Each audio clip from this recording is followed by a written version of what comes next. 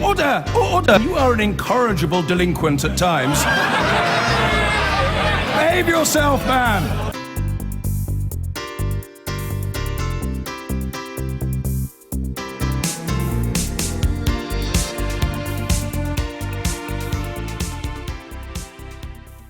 Now, if I can find the questions which I have. Our first question tonight is from Mary Bird, please. Mary Bird. Hello. In light of the EU migration figures published today, how on earth are our public services going to cope? Ed Miliband. Well, Mary, I think they can cope, but I think it obviously means that there are stresses and strains. And this goes to the bigger question of whether we should obviously be within the European Union, remain, or leave. I understand people have concerns about immigration, but I think you've got to look at the balance of the argument here. And it seems to me the balance of the argument is this. We know from official figures that people who come here from the European Union contribute about £2.5 billion more in terms of taxes than they claim in benefits. We know we've got 100,000 people from the EU working in our public services, which you asked about. Now, on the other side, there are... I'm talking about schools, hospitals, yeah, the transport system. Yeah, and that's what I'm talking and about. They're heaving. And there are 250,000 people from the EU propping up our schools and our hospitals and our social care system. And look, but Mary, I hear it in my own constituency. I don't deny that there are pressures, but I ask you and the audience to think about this. First of all, economically, we are better off in the European Union. The Institute of Fiscal Studies, a respected independent think tank, not the government, not the Governor of the Bank of England, said this week there will be a 20 to 40 billion pound black hole in our public finances if we left. Now, the question for you and for the audience is, and this is, I think, the answer, let's use the money that we get from being in the European Union, the extra taxes, to relieve the pressures on public services in Ipswich and elsewhere. But for goodness sake, let's not throw the baby out with the bathwater, leave the European Union and make us worse off, because that's, I believe, what would happen. You haven't talked... On the Remain side, just briefly, are you embarrassed by the figures that came out showing the second highest on record? No. This year today. You're not embarrassed by it? You don't think it's difficult for the campaign, no? No. All right, fine. But I think it's an important point, because look, I'm the son of immigrants. My parents came here as refugees from the Nazis, right? From Europe. From Belgium, my dad, in 1940. From Mum, from Poland, after the Second World War. Right? They were European migrants. They've made a contribution to this country. All right. And look, so I think immigration has benefits. I think people make contributions. Now, we've got to use the extra income generated to relieve the pressures that people here and elsewhere face. You've said that. David Davis. Well, you should be worried. I mean, this country has been welcoming to migrants for decades, centuries, as indeed Ed indicates, but welcoming to them in numbers which we can cope with. And 300,000 net migration every year, a new city every year. The question is quite right, Mary's quite right. It overwhelms the ability of schools, hospitals, housing, which we cannot change very fast, is overwhelmed. Young people can't afford houses as a result. Ed says it makes more money. Well, I'm afraid these numbers don't stand up. Those numbers are based on the very real and proper calculation that most migrants come here to work. They don't come here to be dependent on benefits. And so that calculation on how much benefits claimed, how much tax is paid, on that basis is right. But that doesn't take on board all the extra public services. It doesn't take on board all the extra transport. It doesn't take on board all the other pressures on society that it creates. And that's not the fault of the migrant. If I were a Romanian, I'd be here now. If I were a Greek, young Greek, I'd be here now, because this is where the jobs are. But it's the government's responsibility, and this is out of control. Full stop. This is out of control. And what the government ought to do is to get this back in control for the interests of the country, and frankly also for the interests of many of the migrants. And the only way that can be done is by leaving the European Union. To give us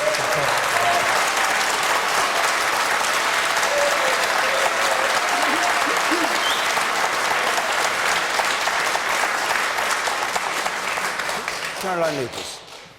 Well, in economic terms alone, if you leave the European Union, you are looking at a massive loss of economic wealth to this country. You're looking at a loss of jobs, and we can argue how much that figure is, and there are very different estimates out there. But when you've got everybody from the OECD to the IMF to the Bank of England, all of them saying that there will be a net economic loss to Britain if we leave the single market, then I think that's something that should give us pause. But, you know, I don't want to sit here apologising for the fact that membership of the EU gives us free movement of people. I want to sit here and actually celebrate it. And I appreciate that that might be controversial. But I think there is something rather amazing about having the choice, for those people that do have a choice, to be able to live and love and work and retire in 28 different member states. And we know, of course, that many British people make the most of that by going to Spain and many other parts of the EU, just as people come to our country. Now, I do accept that the costs and benefits are not terribly equally spread across the UK, which is why I agree with Ed that we need some kind of immigration dividend or a solidarity fund, whatever we want to call it. But given that there is a net benefit that people are bringing, not just in terms of their benefit in terms of our communities and our culture, but that net economic benefit, then let us use that money to be able to invest in the services in those areas that are under particular pressure. So you think, in reply to Mary, your view is that the public services can be funded properly? I think if the political will is there, of course they could be funded properly, but we can also look at parts of the country where right now we have such a centralisation in London and the South East that puts pressure irrespective of immigration. If we had a more balanced regional policy across the country, I think we could make, have all of the benefits and have much less pressure. Let's hear from some members of the audience, and then I'll come back to our panel.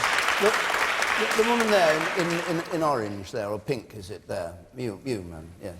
Is it because the economic union is not working, the European Union is not working, that there are so many people that are out of work in Europe? It's a broken club that so many people are actually coming to Britain. You think that the outfit isn't delivering? Yeah. All right, let's hold on to that point. And you in the blue shirt there on the gangway. Hold on a second, we get a microphone to you. Right. I don't think the debate about immigration in the EU should be about numbers or immigrants' if they benefit the UK or not. It should be about the choice, and if we have the choice to control our immigration policy. Even if we left the EU, we could then choose whether or not we had mass migration. If we elected a government with a policy of immigration of hundreds of thousands, then fine. But at the minute, as a member of the EU, we don't have that choice. Okay. Steve Hilton. Like Ed, I'm very pro-immigration, and I suspect also, because like Ed, my parents were immigrants to this country, I owe everything I have, all my opportunities, to the fact that this country welcomed my parents. I'm also an immigrant now from this country to America, so I am very pro-immigration. But precisely because of that, I think we should be completely open on immigration, and let me explain what I mean by that. It's clearly common sense that we can't have unlimited numbers of people coming to this country. We all agree there has to be a limit. There has to be a certain number beyond which it's not sustainable, as we've heard. So the question is, who comes within that limit? What we have right now, through being in the EU, is a situation where we have unlimited numbers of people coming from Europe without any say or control over it. What that means is that actually we're shutting the doors to people from beyond Europe that could be fantastically valuable contributors to our economy and our society, people from China or India, or entrepreneurs and scientists from all around the world who are shut out because we have to take, as I've put it, unlimited numbers of Hungarian waiters. Now, I've got nothing against Hungarians, because I am one. But the truth is, we should be able to decide who comes to our country. That should be a choice for us. And as long as we're in the EU, it's a choice we can't make. So you're saying the wrong kind of immigrants are coming? That's really what you're saying. Is that right? I think it's a fundamentally undemocratic situation where something as important as this is out of our control. I have a problem.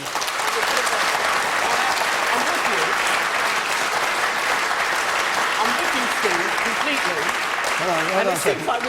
Okay, I'm with you completely. You know, we're all here, it seems like we're all the children of migrants. But when my parents came here in the 60s, I would say they were quite unskilled. So are you saying that my parents shouldn't have come here? Because they weren't a doctor, they weren't a nurse. Both my parents left school before my dad left school before he was 15. Would you bar the door to my dad? I think that we need to have it's a great question, and I think the answer to the question is that we need to discuss it, we need to have a policy on it, and we need to be able as a country to come to a view about the answer to that question. And it will always be the case, I hope, that this country welcomes people who need refuge from things that are going on around the world that are... But I also think, you know, from the question as well, as I think, I hear what people are saying, but I also think if you're talking about the pressure on services, you have to dig deeper and talk about those services. So, for example, with education, what we know is happening at the moment is we've got a massive shortage in terms of teachers.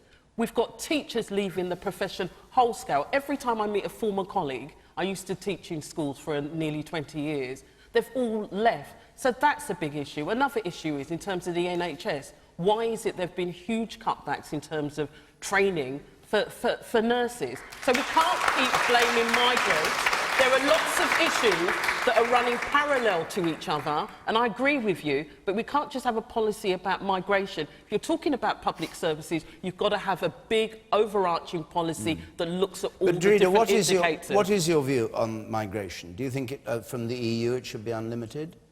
I think, you know, because my whole thing about being on voting for leave is I've got a real issue with the EU and democracy. I think it should be a democratically elected government. We live in a democracy, and they should have the right, like with all other big policies, to choose what their migration policy is. I think it's wrong that somebody else chooses that. Okay. Caroline? Well, just when it comes to... Can you deal with that yes, point? Well, when that it comes to wrong democracy, that somebody else decides? Well, I'm saying that the EU is made up of the Council of Ministers, where we do have our minister sitting there on behalf of the UK. We also have members of the European Parliament, and they are elected. The EU Commission is not elected. They're no, but the Commission is the civil service. No, but the EU Commission, nothing seems to happen without them. They have to kick-start it. Can I just finish? Have you been to one of those meetings and seen what goes on? I used to be a member of the European Parliament for 10 years, and I've seen up close what goes on. And I can tell you that essentially there is more democracy, ironically, in the EU than there is here. At least your members of the European Parliament are elected through a system of proportional representation. We have a government here elected on 24% of the eligible vote. The idea that that is somehow democracy is a complete travesty. OK, Steve, you've obviously been in or sat in the Council of Ministers, have you? I have. I've tell us observed about them. it. First of all, I absolutely agree with Caroline that there are serious problems that we need to fix in our democracy. I completely agree with that. Could you have a word with David Cameron about it? That would be really helpful. Let him have his say now. I've had many words over the years on that topic as well as others.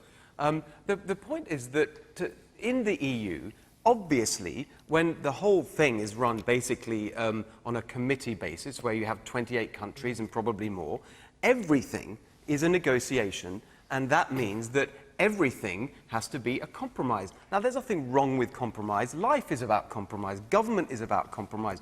But the truth is, it should be the case that the compromises are ones that we can get involved in, that the people affected by those compromises can have a say over what is the result. And that is impossible if we're in the EU. OK. The woman there on the other side. Yes.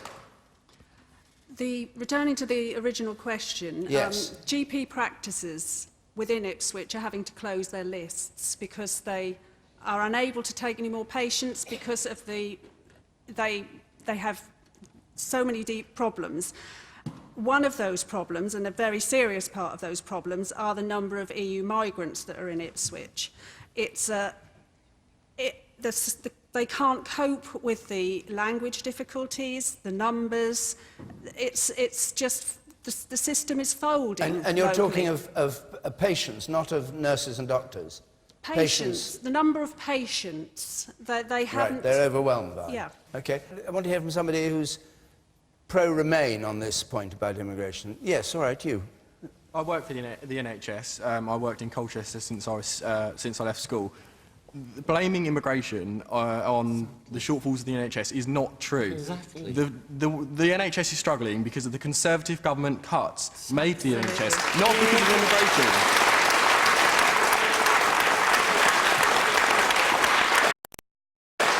So, David, the Conservatives' fault. Well, it's always the Conservatives' fault, isn't it? The simple truth.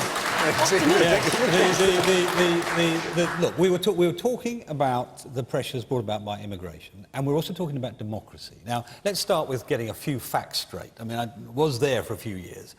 Caroline's wrong. The Commission is the government. The government in any country is the one that initiates the legislation, starts the ball rolling, writes the Act of Parliament. It's the commissioners that do that. And how do we choose the commissioners? We choose people who their electorates have rejected. Jean-Claude Juncker was rejected. I appointed Neil Kinnock, you know. He was another one who the electorate rejected, you know. So let's be clear, you know, this is not a democracy. Why did you appoint somebody who'd been rejected? Why did you make a better choice if you thought it was the wrong choice? No, it was the right choice. It was the right choice? No, listen. Well, hang on a moment. You can't say it's the right choice and then say the thing doesn't work. The only way... The right undemocratic choice.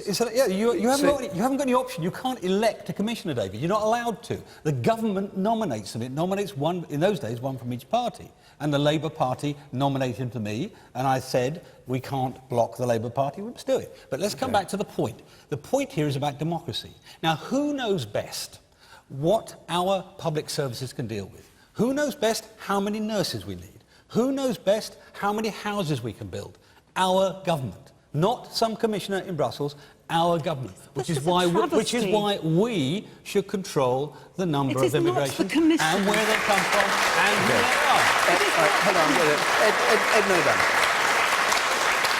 Look, I do say that the people who are for leave in this argument, I fear are selling an illusion.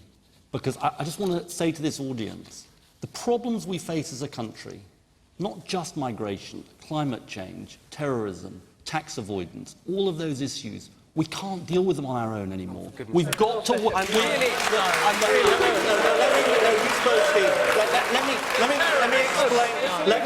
Let me explain what I mean by that. The truth is, these problems cross borders. Powerful corporations cross borders. And we are much stronger... It's all about corporations. Here we go. It's always about big business, corporations. Are we actually saying, David, that we as a country with the 5th largest economy... Sorry. Yeah. Sorry,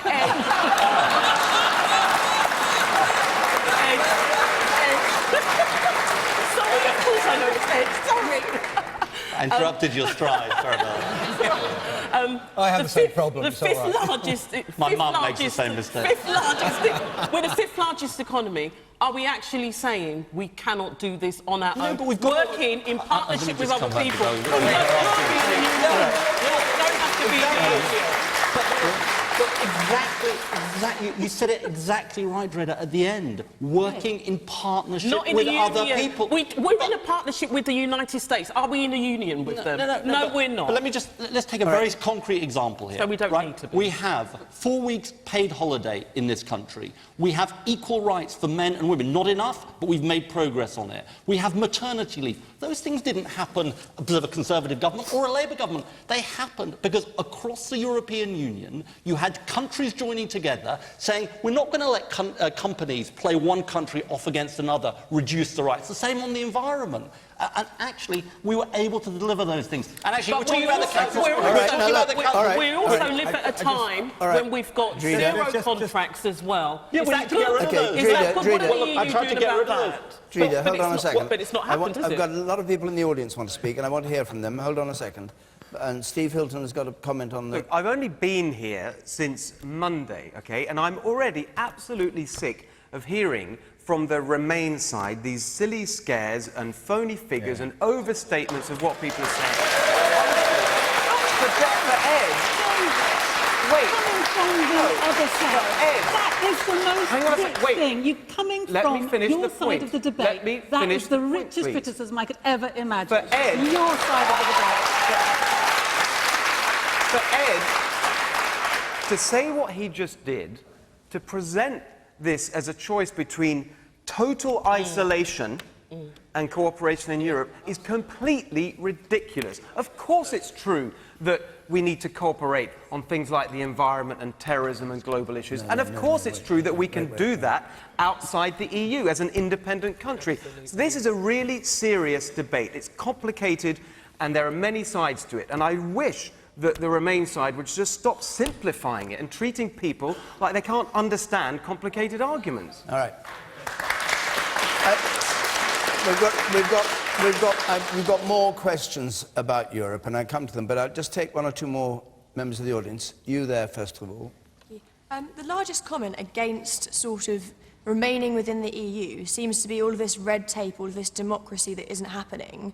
I just want to say, I'm not sure if I actually want to hand back more power to the government that has made £12 million worth of cuts to welfare, that has seen child poverty rise by, you know, 500 million or 500,000. I just don't want to see that. It doesn't seem like if they get all this power, they'll be doing things that are for the people. You think I think they need someone to answer to. Are you saying, in effect, you feel safer in the EU rather than like outside the non-discrimination and gender equality laws that were spoken about? Right. How do we know that our government is going to protect those? And also, I don't trust them to do for the people. And you are absolutely right. More power. You are absolutely right. The woman in orange there, please. The woman in orange there, yes. The whole nub of the EU referendum is not the economy. It's not migration. We've got to consider what it's truly about. What's at the heart of the referendum is, do we want to govern ourselves? I've got a question about the economy that I want to come to next, but let me take you in the check shirt there, sir. Caroline, wasn't your answer in your first response to do with disproportionality? So you talked about the South East and London having a great strain on its services.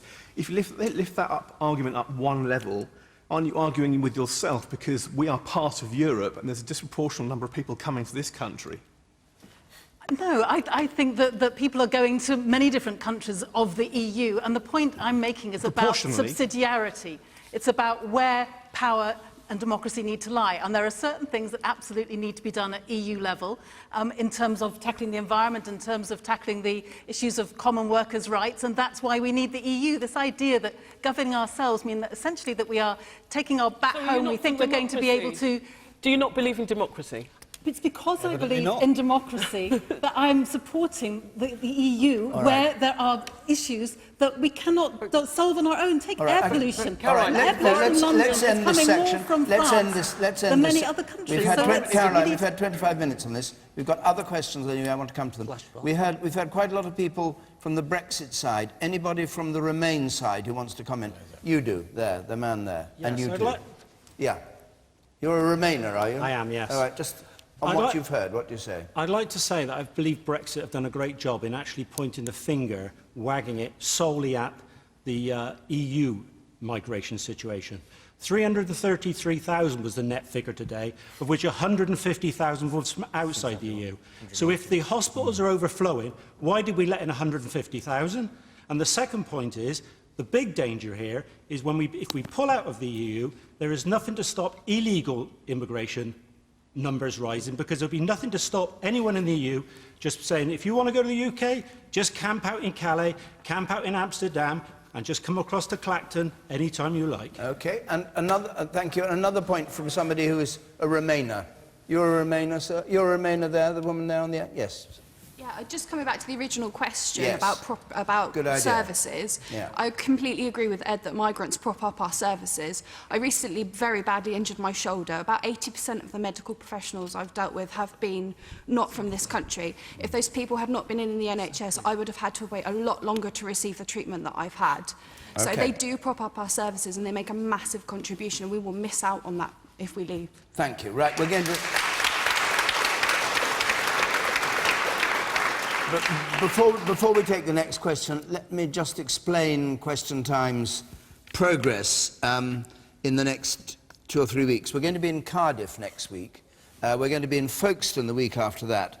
But in the final week before the vote, we've actually got a special series of 3 programmes, Nottingham, York and Milton Keynes. In Nottingham, Michael Gove is going to be facing a question time audience. Can't get through these things. Michael Gove is going to be facing a question time audience on his own.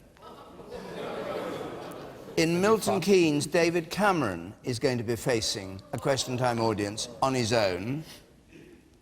And in whatever's left, York, we're going to have a normal panel.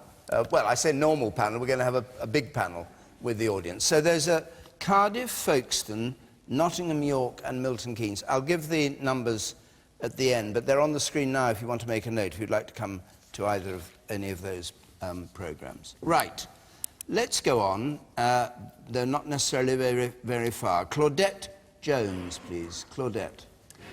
Is it worth another 2 years of austerity to leave the EU? Is it worth another 2? This was the claim that there was going to be 2 years of austerity by the IFS, I think. Is your view it is worth it or not worth it? I'm currently undecided because there's so many forecasts that have come out and it's difficult to know who's to believe, especially when forecasts have to be based on a certain amount of assumption, and because we don't know what Europe is going to decide, how they're going to behave towards us if we do leave, it's quite difficult to know what. All right, well, let's have a try with our panel. David Davis, the IFS, as you know, yes. an organisation that Michael Gove said he had the greatest respect for. Not anymore. Said there'd be an additional year or two of austerity. Well, they're just wrong. They didn't do any work of their own. What they did was look at all the other surveys that had been taking place. And I'm afraid the establishment, the international establishment in particular, is caught in a sort of groupthink. These are the people, remember, who were all in favour of the euro, the IMF and the Treasury and all that. They never saw the 2008 financial crisis coming. In fact, they helped cause it. You know, the IMF in particular didn't even handle the Greek crisis very well. These are people who are holding themselves up as authorities. The Treasury tried to stop us going into the euro. Eventually, after... No, I mean, they made the conditions that stopped Brown going in. No, wait a minute. Stop Blair going in. Yet again, I was there, you weren't. The simple truth is... I read the papers. Well, yeah, you read Sorry, some of them. wait a minute. All right, well, if you challenge me, let me just say my understanding of the story. I was there, actually. And you were there, which was that there was a feeling that Tony Blair wanted to go into the euro, that Gordon Brown didn't. It's true, isn't it? More or less true, yeah. More or less true. And the Treasury came up with the conditions. The opt-out in the first place was created by John Major's government many years before. He wouldn't have had the choice had it not been for them. And the reason the opt-out was created was because of the mistake made by the Treasury on the ERM. Remember the ERM crisis? That's what led to that. That was another mistake these people made. But now, you say the Treasury wanted us to go into the euro, is what you said. No, you said that. No, I didn't say that. You said No, I said these people want to do it. Now, included the Treasury. This Greg. Now, call it a draw. No, we won't call it a draw. I haven't finished yet. Now, the simple truth here is that the assumption being made behind all of these gloomy, sort of frightening stories is that, one, we're going to lose lots of trade with the European Union, and two, we're not going to do any trade outside, or any more trade outside in the global world. Firstly, of course, we're going to get lots of scare stories right up to the day of Brexit. But go out in the street, look at the cars, count the cars. How many Audis? How many BMWs? How many Mercedes? How many Volkswagens? Germany needs us. We're its biggest market. France needs us for wine and cheese. The deal will be done in the next 2 years. That's the first thing. Second thing, in terms of global trade, the worst operator in terms of creating free trade areas in the world is the European Union. It hasn't got to deal with the United States yet. It hasn't got to deal with China. It hasn't got to deal with India. It tried for nearly 10 years to get a deal with India. It took 9 years to get a deal with Canada. Everybody else can do this in months or 1 or 2 years. Other small countries can do it. Switzerland can do it. South Korea can do it. So the argument that we are going to suffer is a scare story based on a falsehood. So, to come back to your point.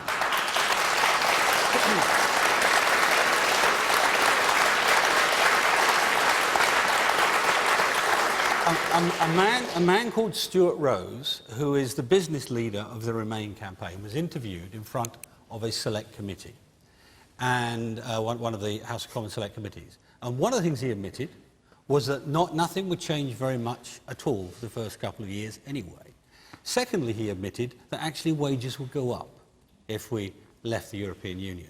Now, those two things to me do not argue for a great recession or a great penalty we have to face if we leave the Union. And I come back to the point, we're leaving, or we should leave, because of recovering control of our own affairs, and we'll run them better than they do. And that does not include a recession. Ed Miliband,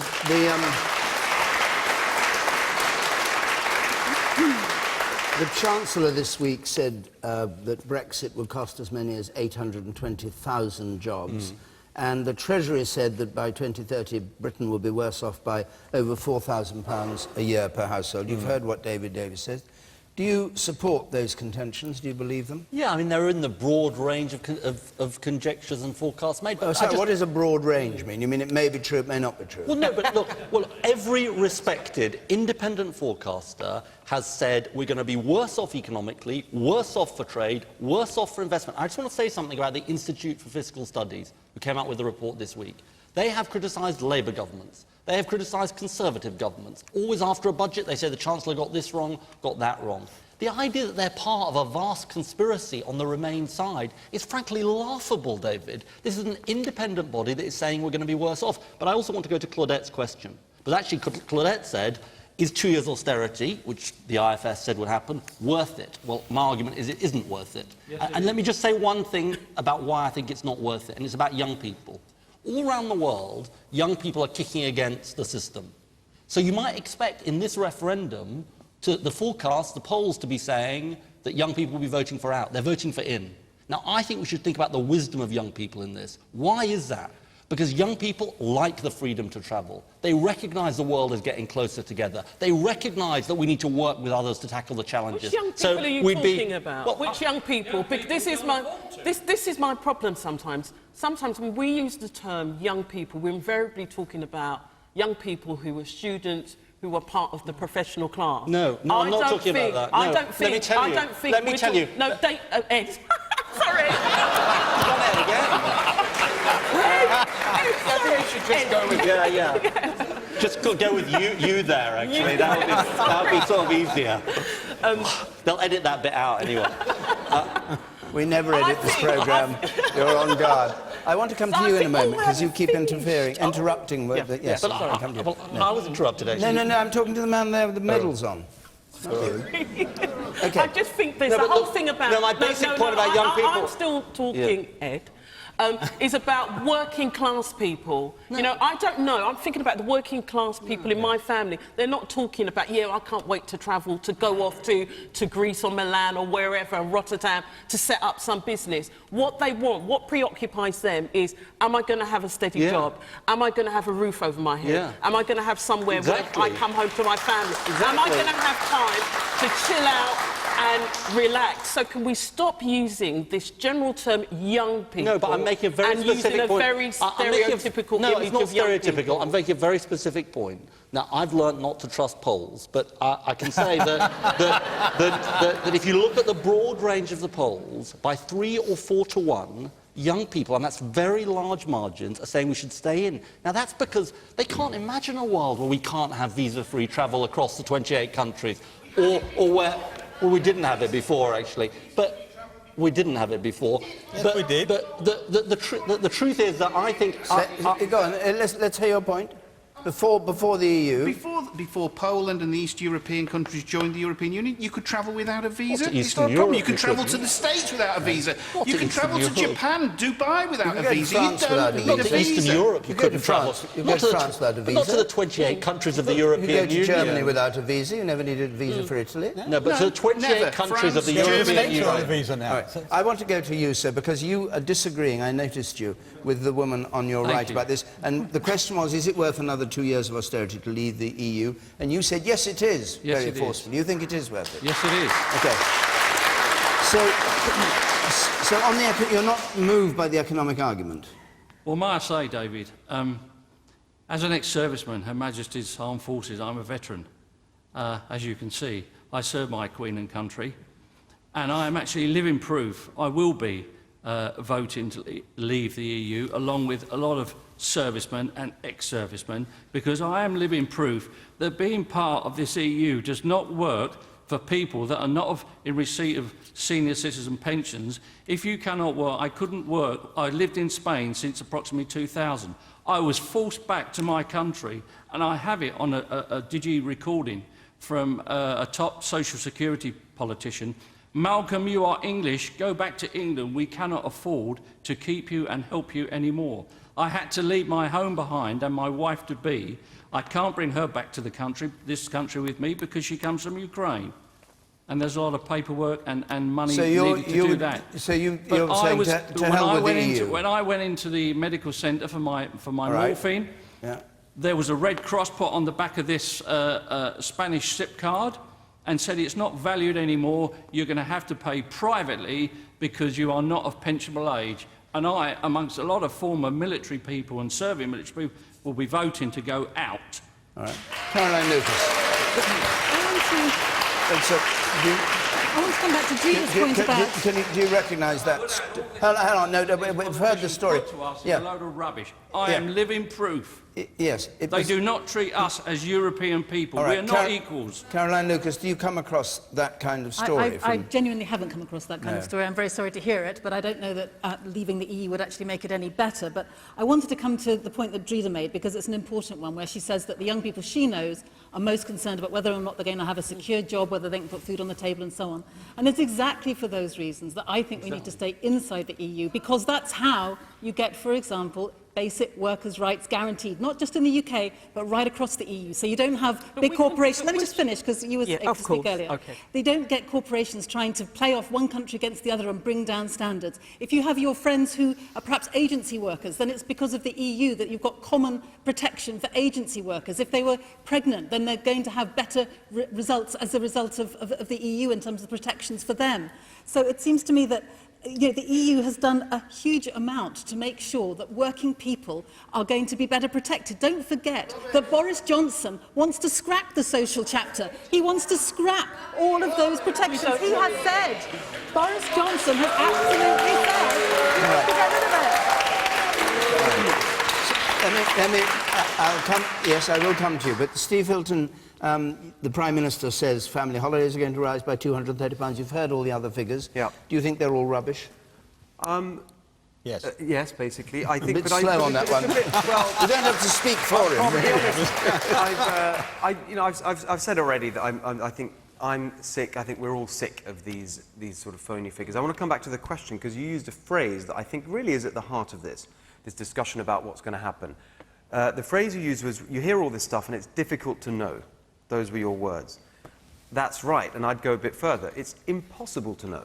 It's literally impossible to know exactly what's going to happen in the future. Now, I'm very clearly for leave, but I would be the first to acknowledge that there are risks from leaving. But please, could the other side of the argument also acknowledge that there are also risks from staying? Because the EU right now, for example, is one of the worst performing economic areas in the world. It's basically a sinking ship economically. There's a risk to us from being associated with that. The truth is, the future is a risk. We don't know what's going to happen in the future. And not just the next few years, but the next 10, 20, 30, 40, 50 years. We have no idea what's going to happen. So the real question, given that it's difficult, impossible to know, is what kind of arrangements for governing ourselves put us in the best possible position to cope with these future risks? And for me, the answer to that question is a set of arrangements for running the country that allow us to move quickly to address things as they happen and to have control over the things that we want to do in our country and not have to move at the pace of a committee of 20-odd other countries and negotiate everything, so that we can respond to an uncertain future in the decades ahead. And that's why I think we should leave.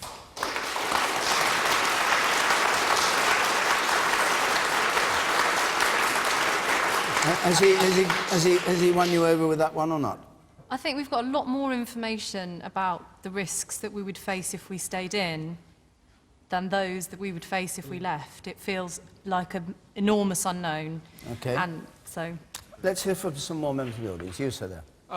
Hopefully I can weigh in, because as a young person who's... I'm in my final year of A-levels, hoping to go to university. I think when you hear Remain politicians saying the young people, they don't really understand. I'm from Felixstowe, which is a port town, and we can see the direct effects of all this mass immigration. You know, my town doesn't look like what it used to. And I think one thing, Mr. Milman, that you seem to be forgetting is we have the Commonwealth, which is now a bigger trading bloc than the European Union. And, as the man said over here, most of the countries there are loyal to our Queen. They have the same culture as we do, the same principles. And as someone whose step-grandfather is from the Caribbean who came over here to work, and I had the pleasure to go out and visit the country of St. Vincent, I can tell you that they understand how we act as a nation, and we should feel fine about leaving the European Union because we have favouring the Commonwealth. Yes, because the Commonwealth is there to look after us. Briefly, Ed Miliband, if you would, just answer that point. I think the interesting thing is that actually other countries want us to be in the European Union because liaising with us and trading with us, they then get a 500 million person market. So I don't think it's a choice between being involved with the Commonwealth or being involved with the European Union. We should do both. Just like we should reach out to China and be in the European Union. But lots of these other countries think one of the reasons they can trade with us is we're in the EU, not outside it. OK, you said at the back there. I feel that David Davis, is, like all Brexiters, is willfully distorting the economic picture. Of course we'll be able to trade with the countries in the EU, but we'll have to pay tariffs. All products will be more expensive for us. Also, our companies, our businesses which trade in Europe, like financial services, will have huge restrictions put on them, which will cause huge trouble to our underlying economy, which will make all our public services less able to cope with the problems that they already have. And this is all for this sort of the kind of unknown benefit of us being in control. And they say that he says he wants to be in control of immigration, but there's no saying what the government of the time will do about immigration. Okay. We could be in or out of Europe, and we could have just as much immigration. So we should stay in and retain the benefits. David Davis.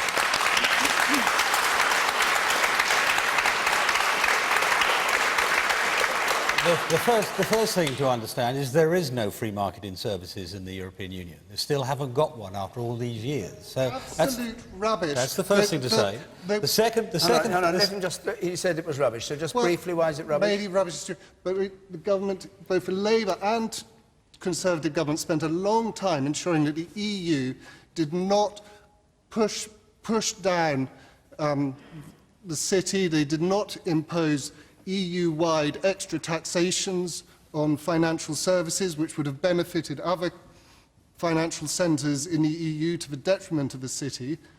There are ways in which being out of the EU will hugely affect the financial services industry to a degree that is far greater than all the so-called benefits on the other sectors. I reiterate my point. There is no free market in services.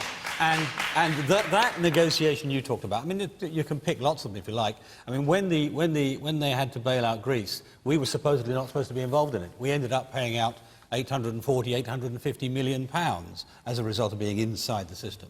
More at the point, and I think more importantly in this argument, is this whole question of whether or not we continue to have access. And I reiterate the point. If we are outside the single market, we will have a deal with them, just as many other countries do, a free trade deal. But it will have tariffs, David. It will have tariffs unless you're part of the single market. It will have tariffs. Yes, it will.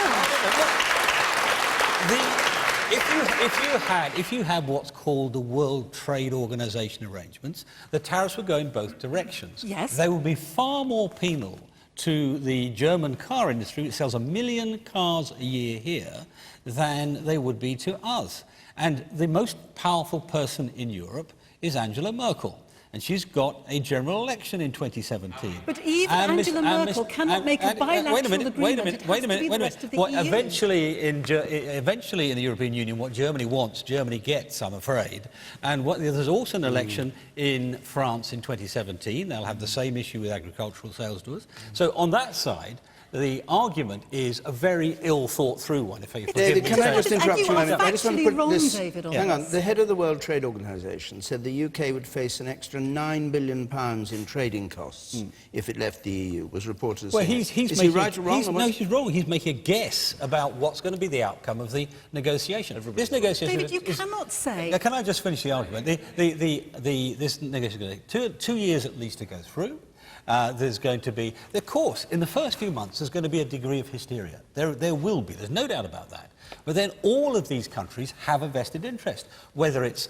The World Trade Organization has a vested interest. The countries we are negotiating with, the group of countries... And Poland wants to sell machinery to us, the Italians want to sell fashion goods to us, the Germans cars and engineering goods, the Spaniards and French want to sell food and drink to us, and they all have surpluses in our direction. So they want to sell to us more than we want to sell to them. Can I just... And I'm afraid the negotiation will happen. Okay. I just want to correct one thing that you keep saying. No, I'm going to correct... Let Caroline have the correction. Let Caroline make the correction. All right, they're only fair. I want to correct the point where you keep saying that the EU needs us more than we need it. Our exports to the EU are 13% of our GDP. EU exports to Britain are 3% of their GDP. We actually need them more than they need us. You are being incredibly complacent.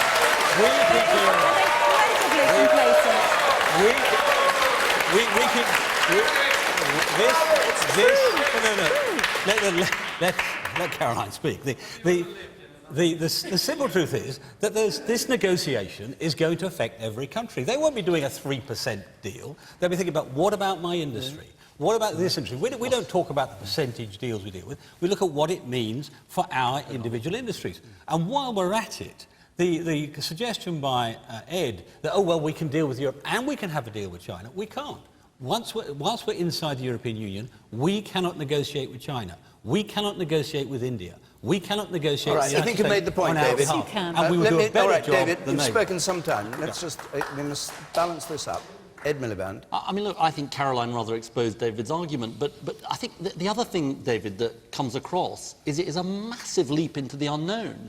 I've read some of the things you said about this. You said we should be like Canada, but then people pointed out that actually the Canadian trade deal has taken 8 years, it isn't complete, it's got tariffs, so you said, well, maybe we shouldn't be like Canada. Today you're saying, well, we sort of be like Norway or Switzerland in a speech you made, but not really like Norway or Switzerland. It's some kind of unique status that only Britain is going to have, and you can't actually tell us the country we're going to be like. Which country would it be like? Which country would it be like? That's because... I mean, just tell us the country.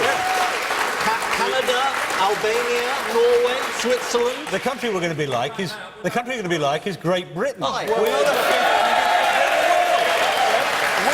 enormous trading power.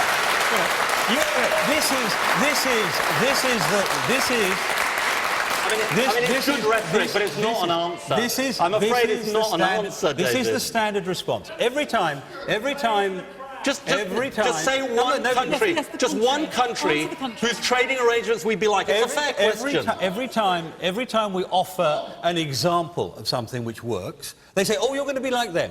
So, for example, well, I have lots of examples. He's talked about them. Switzerland, Canada. You don't want Switzerland, though, really, do you? What we're saying is other countries prove that things can be done. But you can't name a single country other than Great Britain whose trading arrangements with the EU will be like. I think that's really important for the audience. There's no country in the whole world that has trading arrangements with the EU which he wants to emulate. Now, if that isn't a leap into the unknown and a massive risk, I don't know what it is. Steve Hilton. I don't think that one's going anywhere. Steve Hilton. I want to say something on trade in a second, but just on this point of what's the alternative. The best thing that I've read about this, I can't remember who said it, was that it is really the most stupid question out, which is what's the alternative to being in... No, not the question here, the question that you posed, which is what's the alternative to being in the EU.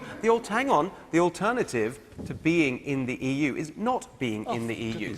And most of the countries... it looks like and it looks like no environmental policy, it looks like getting rid of the social chapter, it looks like having no workers' rights protected at EU level. Well, most of the countries in the world are not in the EU, and they are doing better than the EU. Now, on the trade question, just wanted to offer. But can you answer the question that he didn't answer, which is what He's got country? you right. The country that we'd be like is our own country. It's Absolutely. It's such a silly. Honestly, please. I really, really wish that these politicians would just stop treating us like idiots. The point you're making is completely ridiculous. No, it isn't. Of course it's a very simple point. We'd be like our own country. No, but as we look around the world, Steve, it's a serious point. As we look around the world with the different trading arrangements, because trade is fundamental to this, what country do we want to emulate when it comes to our relationship outside the EU with the EU? And there's no point in saying Britain, because we're in the EU at the moment, and in the single market. Okay. No, Okay. sorry, can I just on the trade? Just Because briefly. there's And a I'll come to you. particular thing. I just wanted to offer a perspective on this question of trading arrangements. All right. Because there's a particular vanity that I have noticed about politicians, which is that they believe that the whole world revolves around what they decide and what they do. And they think that the only good things that happen... Cameron like hang that, on a then? second. Is David Cameron like that? He's the exception. He's the exception. The only good things in the world come from the decisions they make and the rules they do and the things that they set up. The truth is that our success as an economy, more than anything else, depends on something that is known as comparative advantage. In simple terms, are we designing and making things that the rest of the world wants to buy? That's within our control. And that's the fundamental point here, that we need to make our economy more productive by the policies that we implement here in this country, and then that is what will lead to our success. Okay. Coming from you. I think that most people that are on the fence need to make a calculated decision. Yeah. And to do that, you need to calculate the risks. At least the Remain campaign is trying to quantify what it would be if we leave the EU. But what I hear from the exit campaign, all these airy-fairy, follow me into La La Land type of conversations, and I haven't heard anything from you apart from Britain. Great Britain will be fine in the rest of the world. You know, we're going to be the Great Britain of old. I haven't heard anything, any real argument against that, or not against that, but for that. And Mr. Davis, I have to disagree with you. Government doesn't know best because the Tory government dismantled the NHS perfectly well. Okay. The woman in the back in red.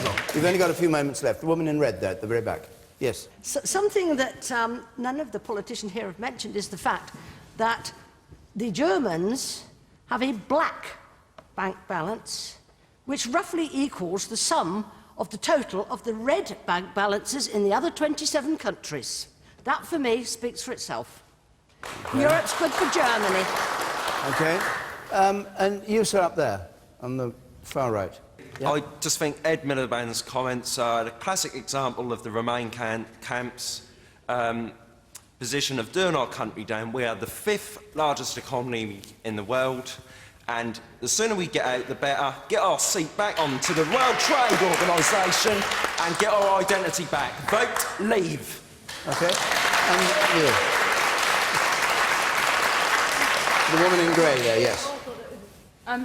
You talked about the Remain Leave campaign treating people like idiots, when the Leave campaign has used the most pathetic arguments for staying in. Boris Johnson's talking about how big bunches of bananas can be. It's pathetic. I agree.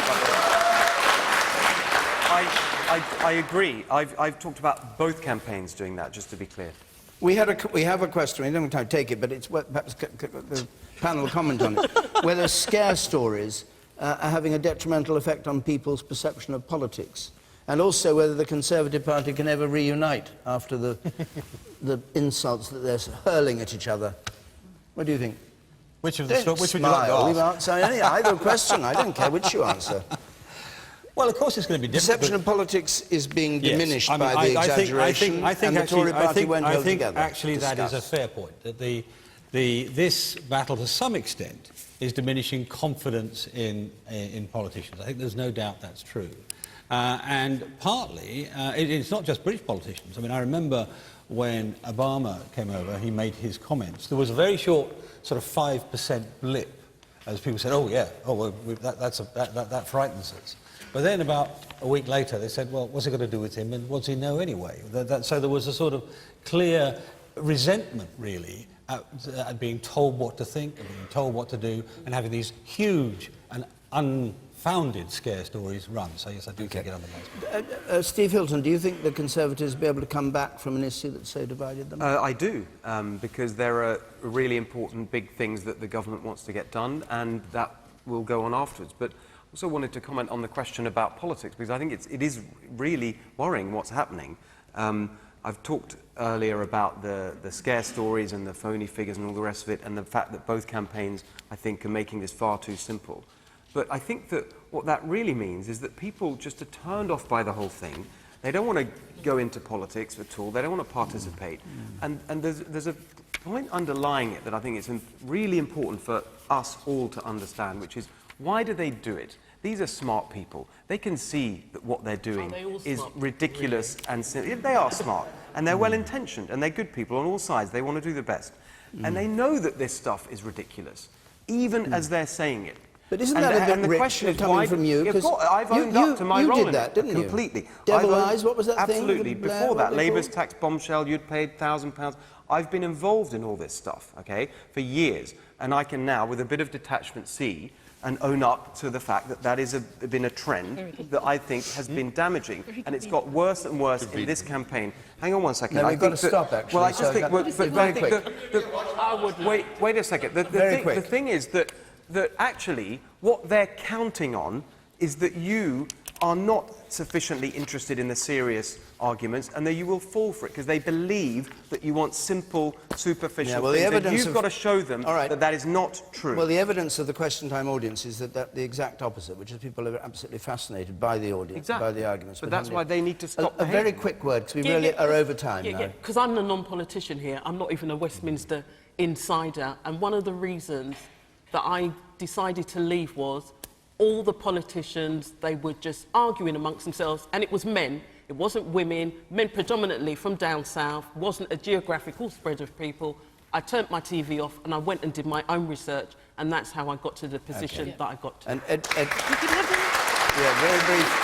All right, that can be very brief. Now, 30 seconds. My 30-second pitch is that I do think that this campaign desperately needs more optimism and it needs more vision. And I want to say that I think it is actually quite extraordinary that 28 countries that, until very recently, actually used to try to solve their problems by fighting, by bullets and bombs, are now actually trying to find their solutions through discussion and debate. Sometimes it might be a bit cumbersome, but actually it's a better way of doing things. Okay. Do you want to just say be it? You agree? I agree with Caroline. Look, there has been too much negativity on both sides of this argument. World War III and Hitler on each side of the argument. And actually, there is a positive vision of an EU that works for people and is changed on climate change, on tax avoidance, on prosperity, on all of those things. I don't like the EU the way it is. We've got to change it and make it better. OK, thank you. Right. Thank you very much. I'm sorry, and I'm sorry, and I'm sorry, and I'm sorry, and I'm sorry, and I'm sorry. We've been trying for 20 years. Our hour's up, unfortunately.